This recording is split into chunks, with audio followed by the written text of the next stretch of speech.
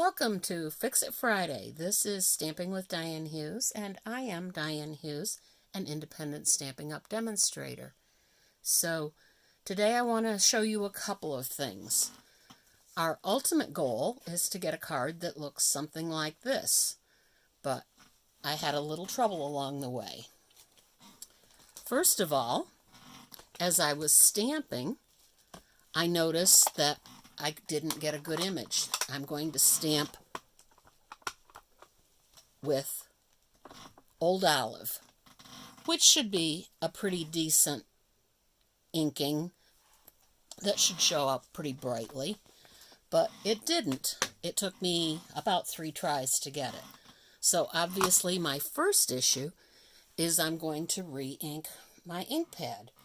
So first thing is make sure that you read your bottle and that you have the correct one. And then what I like to do is I like to squeeze and go all over my ink pad, turn it the other direction and go like this. And then without giving any more ink, I like to massage it and make sure it's mixed around.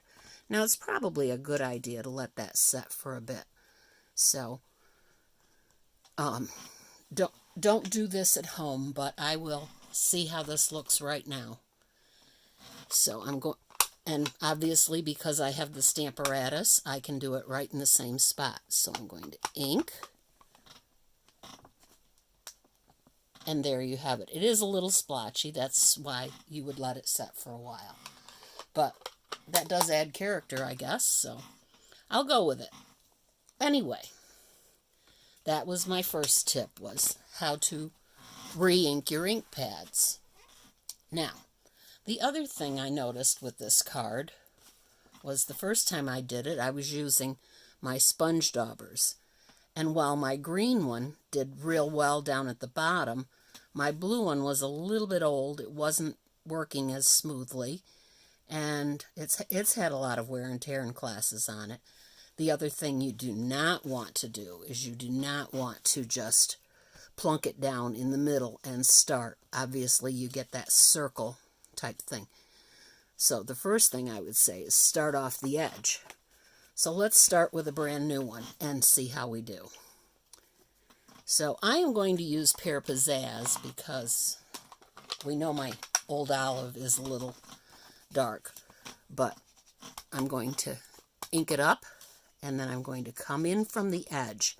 And that's the important thing, is start off and come in from the edge and work your way up. You can always add more, and a light touch is better, but you can always add more, but you cannot take away. So there's the blue.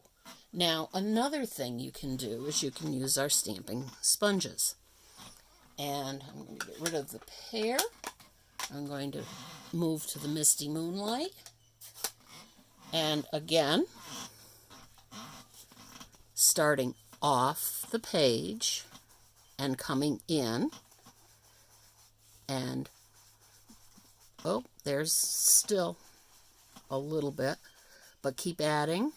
Sometimes it will look just like it was a cloud or something, but bring it in gently. And keep adding. And light touch, remember, so that it's adding a little bit more each time. Okay? I like to leave that little bit of halo. You could even sponge in a little bit of yellow there, and it would look like we had a sunset. But that's all I'm doing right now for this one. So, to get this card, you can either color it, or you can leave it plain. One last tip, the way I get my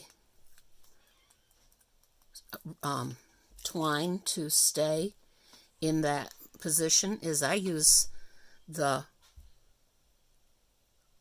foam strips, and I also, I'm obviously off the camera, but I like to fray the ends, and then I run this through those foam strips twisting and turning,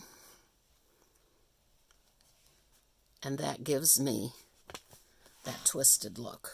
So there you have it. I hope you like it, and keep stamping. Thank you.